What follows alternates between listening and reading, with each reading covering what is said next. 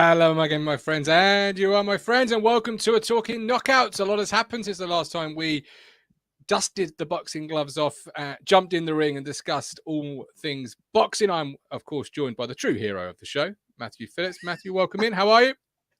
Good evening. I'm good, thanks. Albeit a little tired. We went down to Frinton-on-Sea today, so you get into that bit of you get a bit of British sea air. You get into a bit of a lull, don't you? You feel like you could have a little nap or something. Oh yes, but I'm all good. It's all good for you, isn't it?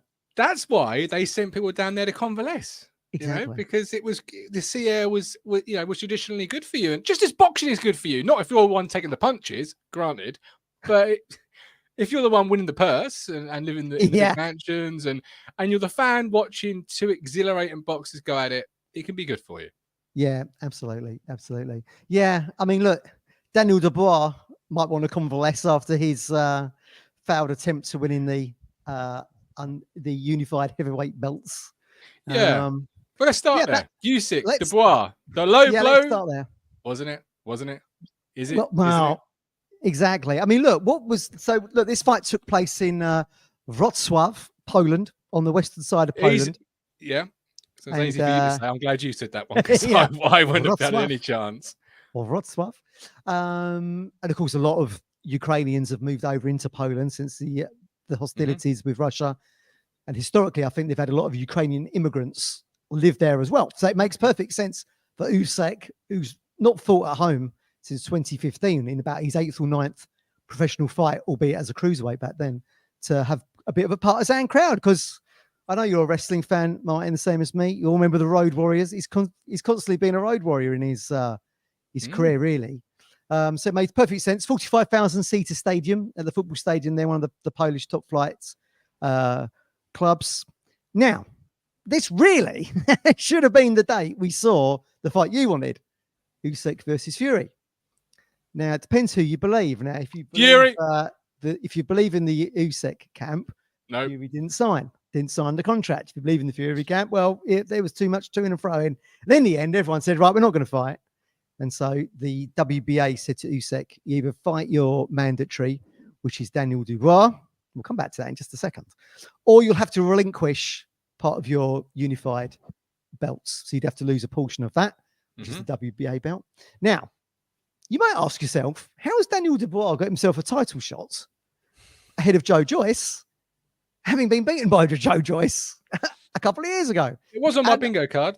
Yeah, a lot of people are asking that question. So much so that in America, there might be some kind of inquiry into how the WBA have been doing their rankings, because Dubois lost to Joyce. You'll remember he quit on his knee, albeit with a broken eye socket. Came back with a couple of wins. Looked absolutely terrible against I think his name was Lorena, and got floored 3 times in the first round on the undercard of Fury and Chisora. Then came back and won, and somehow has managed to get a title shot as the regular champion, which he won that, and then got the title shot last weekend. So there's a bit of a magnifying glass over that in the States at the moment. But at the end of the day, what we all really wanted, that aside, what we all really wanted was Usyk versus Fury, and we didn't get that, and so we got this. So this was Usyk's 4th fight against a Brit.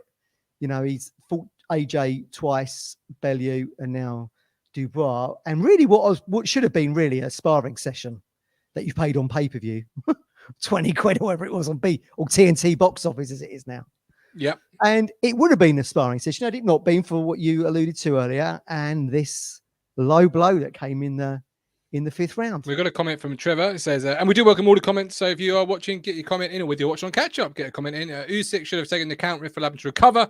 Dubois' only chance was one, but he landed it 1 punch. I think he means he does clarify it later on, 1 punch. Yeah. So yeah, go on with that. Was it? Wasn't it? Is it? Well, was it or wasn't it? I mean, that has been the debate in the boxing industry since last week. And at the time, I thought it was a legit punch with the camera angle that I was watching on as did I. Luis Pabon, who is the referee, and he will referee huge fights around the world, was very quick to say it was a low blow. And I think when you say, boxing was all about angles sometimes, which is why you sometimes get differing scorecards, because you've got 3 judges around the ring, all with different angles. And sometimes you might score around 10-9, and someone will give it to the other fella 10-9. So it's often around about the angles. And I think the angle on the TV looked like a legit shot. And Carl Frampton in the TNT studio said, that's a legal shot for me. Now, I think a lot of people thought that at the time in the industry. That in passing of time and with replays and people going back, I think now the consensus is it was actually an illegal blow. Most people think you've got to get hit in the genitalia region for it to be an illegal blow. It's actually, well, I mean, look, the referee, you'll often see the referee will say, look, you're wearing your trunks a little high. Anything below this is going to be the belt line is going to be illegal blow. And illegal blow. And the thing for Dubois was if you actually watch the shot, he actually lands in both areas, I think. He's round the navel area, but he's also landing low as well below the belt line. And I think that's probably what swayed the referee. And I think that's probably swayed the industry in the end. It's all swayed Frank Warren, of course. He's put out a statement on his website saying, well, he should be the champion. We want a rematch, which is quite good business, really, because, what was a mismatch, as the Boxing News said, might turn into a rematch. No one wants to see this fight again. No. And under the carpet. And away we go. But, Frank Warren doing his bit for his fighter is probably thinking, look, we can maybe get another payday here and he'll have to defend the title again. I think that's probably highly unlikely given that Lewis Pabon said, it was a low blow on the night. And everyone seems to sort of agree with that. But, another night, another referee in another location. Who knows what might have done? Because Usyk was well, now, whether or not Usyk was being clever here, he's got winded. He's been hit in the stomach. Probably hurt by Daniel Dubois. That's going to hurt like hell, regardless of who you are and what your abs are like. Yeah, absolutely. Of course it is. He was given 5 minutes to recover. I think he actually took only 4 in the end. But he was in bad shape, I think. Now, maybe he over-egged that slightly. He's a clever guy, Usyk. Like I've said to you, I rank him as high as I would Mayweather in terms of ring intelligence, IQ, all that kind of thing. And he's probably thought to himself, look, bloody hell, he's hit me on the belt line here. I can milk this and just get a second win. It's not stupid, Usyk. So, which is why he's such a decorated fighter. So maybe he made more of it than what he was. I mean, look, if it was legit and he wasn't milking it and it had been given as a count out, Daniel Dubois would be world champion in 3 divisions right now and the Ring Magazine champion because, it looked like he was in big trouble, Usyk, to me.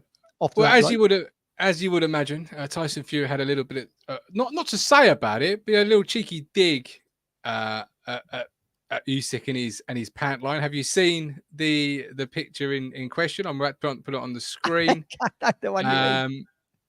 There it is. It should be on your screen right now. Obviously, Fury there. A cheeky dig at his rival Usyk as is in the metro right there. Because they were a little high. Yeah, you get a lot of fighters like this. Certainly in the heavyweight division, you'll see sort of the trunks held quite high. And then you will see the referee when they come forward before the first round. And he'll say, look, you're wearing your trunks a little high. This blow here will be called an illegal blow. I guess we'd have to go back to the footage, whether or not Pabon actually said that in the ring or actually said that in the fighters meeting before they actually did their ring entrances. But, at the end, it turned out how I thought it was going to be. Routine. That aside, the low blow aside, routine defense for Usyk, which is probably why he took the fight anyway. Tune up. He's thinking maybe he can get Fury. If Fury gets through Francis Ngannou, former UFC heavyweight champion, who does have dynamite in his fist, but of course, does UFC power translate to the boxing ring? Well, certainly Conor McGregor found out it doesn't because he looked pretty feather-fisted when he fought Mayweather, albeit caught him with a few shots. And in the end, a 40-year-old Floyd, wherever it was back then, stopped Conor quite simply. You'd have to expect Fury would probably do the same thing. So whether or not we will get in the new year Usyk versus Fury, who bloody knows? Who knows? Who knows? That is the question. I've got 2 questions coming out of that. First of all, the Joyce Dubois sort of American question that they're all asking. Well, what do you think is going to come out of that, if anything? Not sure. No, I'm not sure, really. I mean, I don't 100% know who's doing the investigation into that, considering WBA is its own separate company. So I'm not too sure, really. I mean, look, there's been a lot of fingers pointed at what we call the alphabet companies and the WBC and the IBF and all that kind of thing. Because if you do look at a lot of their rankings, they all differ to one another. Yes. Which is a bit mad, really, which is why I quite like, as I keep saying on this show, probably every time I'm on it, that's why I like the Ring Magazine ones, because they've got no kind of political allegiance to any fighter particularly, and everyone's just ranked on their merits. But certainly it feels like Dubois was, for whatever reason, fast-tracked after losing to Joyce and getting the title shot. I mean, Joe Joyce, went through some good fights, beat Joseph Parker, former WBO world champion, still no nearer to a world title shot. And in the end, lost to Zhang, the giant Chinese fighter, and they've got a rematch coming up this month, I think it is. So, I feel sorry for Joyce. Maybe he should have been on that trajectory that Dubois has been on. But I think for Dubois, look, he's not very old, is he? He's 25? He's got a couple of defeats. You have to quit. Look, I'm not in there taking the shots, but I don't think anyone could. He got a lot of criticism for quitting against Joyce. Took a knee, he quit. And then we find out he's got a broken eye socket. Probably made sense. But the question now is he a little bit of a soft centre to Dubois as a heavyweight fighter? Remember, it's easy for me to say. I'm just sitting here in Essex talking about it. He is the fighter, but he is a professional fighter in the heavyweight division, and with title shots, he really was. If you look at the 2 knockdowns in the 8th and 9th against Usyk, knocked down by jabs against someone who really was much smaller than him and a cruiserweight in reality, who's moved up to heavyweight. So, and again, he always takes the knee. Have you noticed? Always takes the knee, Dubois. And in the end, of course, he gets up at 9.5. And Can't say I have. That's what he does. The footage. A lot of people are saying, has he really got the heart to be a champion? Consider Dubois getting stopped on Saturday compared to Fury sparked out by Wilder, rising like the Undertaker in WWE, and probably winning the round on that, But look, they're cut from a different cloth. And I think, Dubois had Don Charles in his corner for the first time, which is Chisora's old trainer. I'm not sure about Don Charles. He seemed very well suited. Why not? He just seemed very well suited to Chisora himself. Never going to be a world champion. I think the most he got was European heavyweight champion. And Don Charles was going in as a bit of a cheerleader for Dubois, saying, once we've got Usyk cornered, it's going to be lights out and all that kind of stuff. I don't think so. But look, Dubois seems a good guy. He's young. He's flying the flag for us. Be interesting to see where he goes from here. You've got to think he's at least 2-3 years away from another title shot, I would have thought. Depends if Joyce comes through Zhang, then wins that. And then maybe you think about, an all-British. If he was to go on and win a title at some point, you could see an all-British rematch potentially in a stadium. Potentially. Maybe. Yeah, but he's got to get through Zhang first. That's well down the line, I think. And, we're about to come on to AJ and Hellenius. And I was about to explain to you, I think all roads, weirdly, because of how heavyweight boxing works, I think all roads are through AJ at the moment after that win against Hellenius. Before we do, Inappropriate Beard says you could tell every time Dubois went to the body after the low blow, Usyk was looking to say it was low. And Inappropriate Beard also said, I agree, it seems his heart isn't in there. And I think a lot of people felt he lacked the ring IQ to... I always remember referee Mickey Mann, right? He notoriously good British referee, did lots of big fights. And he used to do a column in the Boxing News. Someone said to him once, how do you beat someone so good like Mayweather? So you could think about the same question here. How do you beat someone so good as Usyk? And he said, get in there in the first or second round and hit him under the belt where it hurts. And then go after him again and risk the DQ. Get him winded. And maybe that's what Dubois lacks, because he actually, albeit not intentionally, hits the low blow. And then he kind of didn't go back there, if you see what I mean. Because he only got a warning. Now he might have lost. He'd lost every round up to this point anyway. What's the worst that's going to happen? You're going to lose a point, most likely. Go out fighting, you've lost the points. That's the thing. If you see the Boxing News this week, a lot of people were questioning Dubois is not a fighter who goes out on his shield. Look at Deontay when he lost to Fury. Furious, wasn't he, in that second fight? Sacked his trainer over him, Mark Breland. What do you stop it for? Yeah. I'm a fighter. I go out on my shield. Dubois thinks very easy to go down and to take a knee. Easy for me to say, I'm not taking Usyk's shot. But when you are a heavyweight fighter in a title fight in front of 45,000 people, you might expect a little bit more heart in the ring there. But like I say, easy for me to say. Well, it is, but I'll just show you an article here from the Boxing News 24, which I've just clicked into, where, as you can see with the title, Daniel Dubois absolutely quick against Usyk. Says, go on, man. Well, yeah, thank you very much. So he fought Ricky Hatton. Who's a well-respected very good pundit as well. Yeah, boxing world. Was a world champion. Fought Ricky Hatton, stopped him. Italian American, very good pundit. Yeah, I think a lot.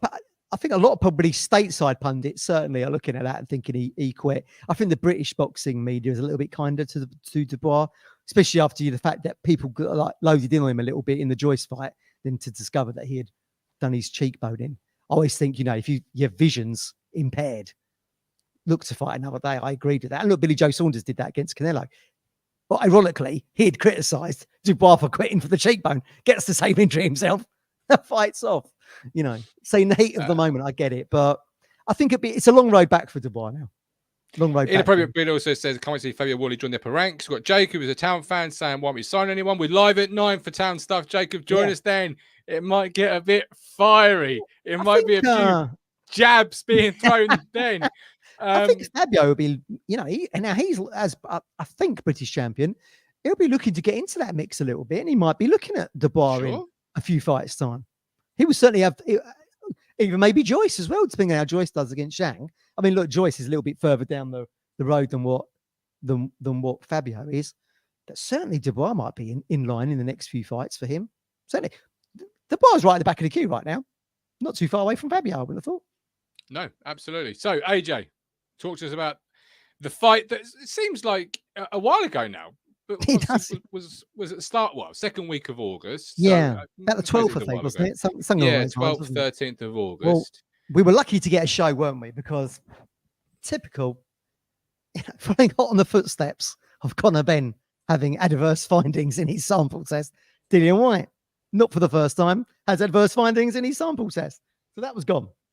It looked like the show was going to be off. And then suddenly Robert Helenius, who had fought Dillian Whyte, funny enough, on a Joshua undercard, I think at the Cardiff Stadium. I think when AJ fought maybe Takam, again, a sub-opponent, he came to the forefront and said, look, I'll take the fight. Probably sweetened by the fact that the Zone and Eddie Hearn threw quite a bit of money towards him to take it. Like I say, he'd fought a week before, got out there in 2 or 3 rounds, so hardly had any work, and he said he would take it. And then the irony of ironies, what happens? He then tests positive after the fight for adverse findings. Did he really? I didn't hear that. Did he really? Yeah. Oh, there you go. Well, it didn't. Whatever it was, it didn't help because he got knocked out, or stopped him with a punch in round 7. I think it was. Let me just check my notes. Yes, round 7. Again, you watch this fight. We talk about Dubois and Usyk being a bit of a spar on paper. This was as well in reality. Not difficult for Helenius, really. He was just in there as an opponent to save the show. Give us a few, if this was the Rocky film, there'd be that, give us a few rounds, everyone gets their money's worth, right? But look, he got himself back into heavyweight contention. He was like a perennial sparring partner for a while, and the loss he had against Dillian Whyte when he was known as the Nordic Nightmare, but I think he was just putting people to sleep around that period of his career because he'd started off pretty well, European champion, beaten Del Boy, Chisora, albeit contentiously, and then it looked like he was just stuck in the rut of just being an opponent. And then suddenly got some wins together, goes in with Deontay Wilder, lasts 177 seconds before getting absolutely sparked the hell out. And then he comes back and Joshua does the same to him in 7 rounds. It was a great knockout from Joshua. It's very easy to criticize Joshua at the moment because everyone's all in on Fury at the moment. He's got the Netflix show, and which is good, by the way. Yeah, I've seen the first episode. It's very enjoyable. Yeah, if you've got I've Netflix, seen episode 1. I've seen 2 episodes actually. I've seen 2. They ham it up a little bit, but it's very bling, isn't it? I'm sure Paris is the glue in the Fury family.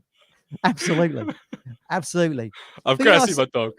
I said a few minutes ago, I think all roads weirdly now are leading through Joshua because Fury and Usyk couldn't get a fight done. And now Fury's gone, well, I'm off now to fight for lots of money against the UFC champion in Saudi Arabia. And then suddenly that kind of opens the door to Joshua a little bit because now he's got a win under his belt. And it was a really good knockout. A Deontay Wilder style knockout, I think. And then you suddenly think, well, it was a great right hand. I mean, he just timber and down Helenius went. He's a big guy, Helenius.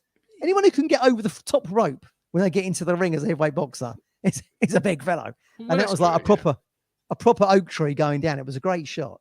If Deontay Wilder had thrown that shot, everyone would have been, well, he did actually against Hellenius. I was like, back in 2022, everyone would have been waxing lyrical about it. So it was a great knockout. Again, Joshua was a bit weird post-fight, the pressure off. He's got Conor McGregor giving him his new Guinness-style black stout drink because they were wandering around the ring, the periphery of the ring. It was all very odd. And then he answers a few questions, goes, I've got to go and meet my fans. Oh, it's at my back. Someone get a doctor. Yeah. I'm carrying the heavyweight division on my back. Well, the DAZN guy thought he was being serious and kind of ruined the punchline, didn't he? So it was all very, very odd. But it was the worst joke ever, Matt. It was the worst. No one was expecting it. I know, it was awkward. And it was no comedic time into it. And it just looked really cringe. I don't disagree. Look, we said Joshua looked cringe after the Usyk fight when Usyk's beating him again. Yeah. And he's going, let's give this guy 3 cheers for beating me. Okay. He smells better than you. Yeah. But yeah, very odd. Very odd. I mean, look, I've always, Dillian White has gone on record with IFL TV to say Joshua is a weird character. And I think I've said it before on here. I think Eddie Hearn and Matchroom have done a really fantastic job in trying to put a lid on that and Joshua's almost tried to create this perfect character. But the reality is he's from the streets and he had convictions or have been to court over certain things. And, and here he's thrust into the spotlight. But consider that if they can't make Fury Usyk again, I hope they do. If they don't, then you'd probably be looking at a Battle of Britain of Fury and Joshua. And then ringside at the Joshua Hellenius fight was our old friend, the man who puts the cheddar in the Jeddah, in from Saudi Arabia, Prince Khalid, there to try and put together a fight between Joshua and Wilder. And if the rumours are to be believed, he's gone home, a date chalked in, put it in your calendar for January the 13th in Saudi. That's what everyone's talking about. And I think that's just as exciting fight as what you can get in any weight division in boxing right now. Because it's as old Golovkin used to call it, it's a big drama show. That fight could go either way. Because you can look what Fury did to Wilder, hit him on the chin, down he went. And look what's happened to Joshua. Andy Ruiz sticks him on the deck. So I think, don't blink. That could be a 3-round shootout. And I think it'd be very exciting. And you probably see it twice, potentially. Yeah, okay. I've got a couple of comments. We've got Inappropriate Beard. I thought AJ looked like he lost his killer instinct in that fight. He has been like that a little while, I think, ever since he actually got stopped by Ruiz, which was a real shock to him. Well, not particularly shocked to a lot of people, because I think on the ring walk that evening, there was something wrong with him. He's never been quite the same again. And of course, he got his title back. But I mean, look, he got bludgeoned that evening. He went down about 4 times to Andy Ruiz. Also, as Fury's promoter said, the Usyk fight will happen 2024. Don't believe anything any promoters ever tell you. We've heard that. We were told it's going to happen this year. It ain't happening this year, but I hope they can make it. I do hope they can make it because we want to see one. We want to see one unified, undisputed champion. Correct. Trevor says Wilder would knock AJ out, in his opinion. Wilder knocked Hellenius out first round. It didn't take Wilder 7 rounds, did it? No, he didn't. I mean, that's very true. And that opinion is kind of prevalent, actually, in the industry at the moment. But let's consider Fury in 3 fights. Say they drew with Wilder, draws the first one. Even you, Martin, thought Fury had won that quite comfortably, didn't you? I did. Then he absolutely bludgeons him in the second fight. Absolute massacre. Like I've said to you before, I've never seen. It's not very often you will see a heavyweight get floored by a body shot, which is exactly what Tyson did to Wilder. And then he was absolutely massacring him again until he got overconfident, Fury, on what's led to believe 3 weeks of training, because his youngest child was ill and he was sleeping on a hospital floor. So he's basically gone into that fight with Wilder with barely no training whatsoever. Floored him already twice. And of course, he walks into a couple of shots in the 4th or 5th. And that opens the door for Wilder a little bit until Tyson recovers. But it wasn't long ago, everyone was slating Wilder. Do you remember after the second fight? Oh, the ring entrance gear I had on was too heavy. Yeah. Someone spiked my water before the fight. I think Fury had something in his glove. I mean, these were like laughable excuses. Now, he's done, as I said earlier, he's done less than a round against Hellenius in 2 years. And now everyone's thinking he's going to just spark Joshua. He may end up sparking Joshua. That would not surprise me. But don't write off Anthony, because I mean that knockout on Hellenius, albeit a glorified spar, was a really good knockout. I hope AJ wins. Obviously, as a British fighter, but also because it sets up the potential of a Fury fight. Whereas I don't want to see. No one wants to see Wilder Fury 4. No. The trilogy's been very good. Very rarely. outside the 1950s, very rarely will you see 4 fights. Yeah. Toy Story 4 was no good, but 1, 2, and 3 were okay. Like we don't, you don't want to see. Like, when it gets to that point of the was Rocky 4 any good? I mean, I can't even remember, to be fair. I want to say no. No, I don't think it was. Is that the one where he fights Tommy Morrison in the street? Yeah, but see, nothing's good when it gets to the fourth. No, exactly. No one wants to see that. I got a comment in the chat I want to pick up on, but you said there to say even I thought he won. What do you mean even I? I don't know how to take that. Even I thought. Like, are you saying? I would say probably back in 2018. I feel like since you've been doing this show, I feel like your boxing knowledge has come on leaps. Oh, okay. So it was a dig. Just making sure we were clear, right? No problem at all. We've got a Fabio Wardley before we come to the last talking point of our evening, and we're back live again at 9 for Ipswich Town stuff. Trevor says Fabio's got a tough one coming up against Clark, and then Inappropriate Beard says Trevor, I agree, going to be a real test for Fab. He's got. Well, I think Fraser Clark fights Dave Allen tomorrow, I do believe, on the show we're about to talk about. I mean, look, Dave Allen was a periphery contender, a journeyman really, that kind of got a couple of good wins together, then ran into Big David Price and got beaten. But I mean, that's a great domestic fight. Fabio Wardley versus Fraser Clark, very good. Absolutely, obviously Olympic bronze medalist, so it should be a good fight. And a good stat for you here, just a little fact: AJ winning against Alanius was the 11th anniversary on the very day that he'd won the gold medal in that area as well, because it was like the O2 Arena, and I think it was at the Excel down the way when he won the Olympic 2012 medal. Again, a lot of people didn't think Joshua won that, including myself. Very contentious, and he may not have even got out the first round in the Olympics. Again, he had a very, very close decision against one of the Chinese fighters, I seem to recall. So he had a little few favours there, I think. Can't remember that far back, I'm afraid. But what we can remember, or we can look forward to, certainly, as you touched upon there, is tomorrow's fight. Liam Smith, Eubank Jr. 2. If 3's a trilogy, what's the second one called? The sequel. The sequel. Oh, they're calling it repeat. They often do this down Backstreet. I mean, if it's a second fight, repeat or revenge. That seems to be their go-to. Repeat or revenge. What is this? WWF the first in one 1999. From memory, it was in January. I think the first one was called Unleashed, maybe. But again, these two fights have now been born out of something that was never happened. Again, due to adverse findings in Conor Benn's sample, you might recall. And now surely repeat and revenge only works if the first one's called Revenge. Well, yeah, true. Yeah, I get that. Why don't you email Eddie Hearn and see what he says to you? I think I will. From one podcast entrepreneur to Eddie Hearn, who could learn a few things from me, of course. I'll email you, Eddie. Don't worry. I'll help you out. Ever since Eubank signed on the deal to try and fight Conor Benn, which was a great. I mean, I know you weren't too much of a fan of this, but for someone who grew up with the Benn Eubank rivalry, the fact that their sons would go at it was quite cool for me. And ever since Eubank stuck his name on the contract, everything's gone wrong. Because, like, as I say, Ben Sonny got suspended, he couldn't fight. They were going to fight 157 pounds, so he had to go down at least 3-4 pounds to get down to that weight. And then that fight doesn't happen. Therefore, he then has to fight. It takes the Liam Smith fight, and of course, he gets beaten in 4 rounds, stopped in 4 rounds. First time he's been on the floor, from what I can remember, and didn't look very good. Now, Chris Eubank Jr. himself, being full of bravado like his father, said that he was winning the fight until he got stopped. I mean, I think that's maybe he's taking too many blows in the ring. Because I think Liam Smith done a really good job on him, Beefy, as he's known. And here we go. We find ourselves again on. But look, this is not a box office fight. It's 20 quid on Sky, and it's Boxer are putting the show together. Ben Shalom, who kind of took over Eddie Hearn's dates on Sky. The fact it's not box office in the States tells you everything. The UK crowd are having to pay for it. In the States, it's on ESPN Plus. So again, if I've always say on this show, if you know your way around the internet and watching stuff, you should be able to watch that fight somehow. I would have thought. But it's certainly not worth 20 quid. Back in the day, that would have been just a regular Sky show, and it should be really. I think that's milking the fans a little bit. Certainly Chris Eubank Jr. has been nowhere near being a world champion. I mean, he's got quite a respectable record at 32 and 3, but who's the good fighters he's fought? Liam Smith. He's beaten James DeGale, come up short in a world title fight against George Groves, lost to Billy Joe Saunders.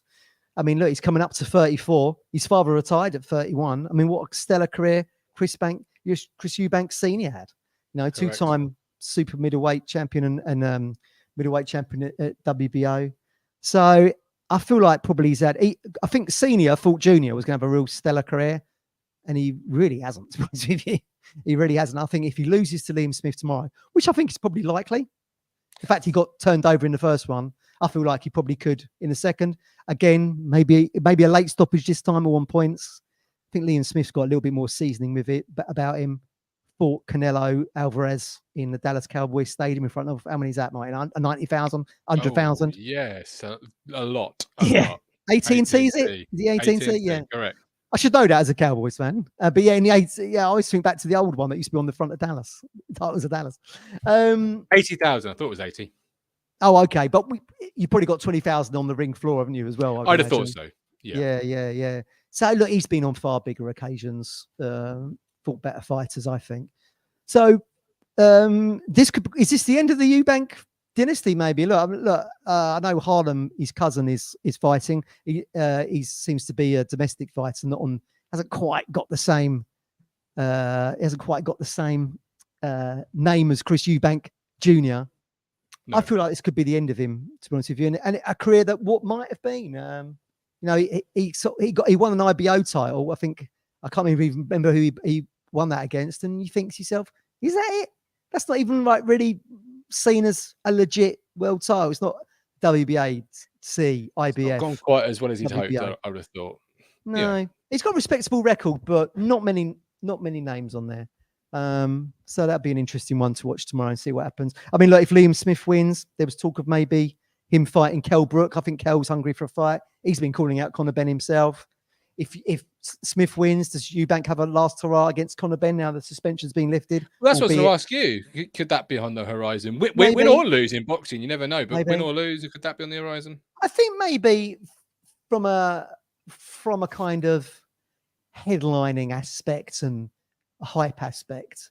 You know, boxing at the moment, there's a lot of headlines around the YouTube, isn't there? You've got KSI and all that kind of thing. And we've just seen Jake Paul fight Nate Diaz from the UFC. It's not Chelsea versus Liverpool. It's more Wrexham versus MK Dons. But if you look back to the start of the season, I think Chelsea-Liverpool was 1-1 and MK Dons and Wrexham was 5-5. The talent level wasn't there, but it was quite exciting. And I quite enjoyed it as a fight. I thought it was quite entertaining, albeit not at the level you would normally watch. But, Eubanks has got to be careful there. I think if he fights Conor Benn after losing this one, does that then become a bit of a, I don't know, just a bit of a spectacle to try and get as a last payday? Boxers like a last payday, don't they? Look, he's done all right for himself. Everyone likes the last payday. Yeah, he's not won world titles, but he's had a good income from the game, I think. But I feel like personally, if he was to lose tomorrow night, that would be it. He's got Bomac in his corner. Brian McIntyre, you'll remember, as being the trainer that came in last minute for Amir Khan when he lost to Kell Brook. And again, what's happened here? He's come in last minute. So that might, for Eubank, just suggest the writing's on the wall a little bit. But we'll find out. We'll find out tomorrow night against Liam Smith. We will. Okay, very quickly before we wrap up the show, don't forget we are live at 9, maybe a bit earlier, but we'll see. Your prediction on tomorrow then, Smith, Eubank Jr. Who wins and how do they do it and in what round? I think Liam will win again, to be honest with you. I thought Eubank would win the first one, but it was so one-sided. We will find out tomorrow whether or not Eubank really had drained his body a little bit to lose three pounds when he thought he was fighting Conor Benn. There's nothing worse. We've spoken about it on this show. There's nothing worse than trying to lose an extra couple of pounds in boxing. It's a real killer. You have to put your body right through it. Doesn't sound much, just to lose a couple more pounds to get there when your body doesn't want to do it. You see this in the UFC a lot. They do the weight cut, and sometimes people can barely stand on the scales, which is not healthy whatsoever. And you've seen some fights in the UFC cancelled since.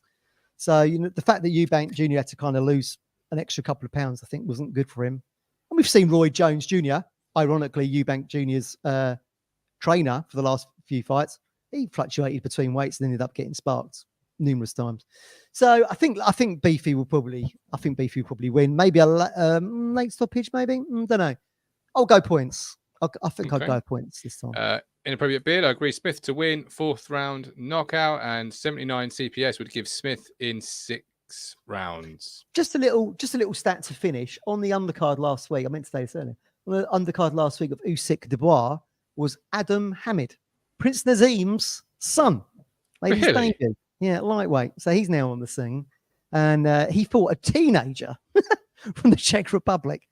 Needless to say, he didn't last very long, less than a round. So we don't know if he's any bloody good or not. I mean, look, if it's in the genes, let's see. But I mean, that's an interesting one just to watch for the future. I feel old now.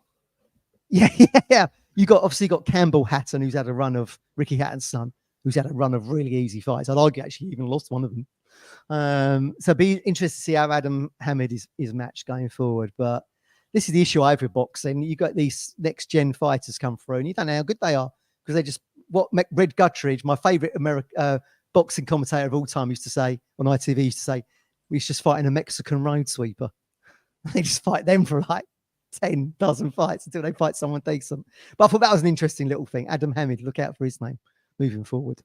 Perfect. Right. What a great show we've had tonight. This has been Talking Knockouts. That is the main man, the saviour of the show, Matty Phillips. I'm the guy. We're back at 9 for town stuff. But yeah, enjoy your weekend of boxing. Thanks for watching. And we'll catch you all later.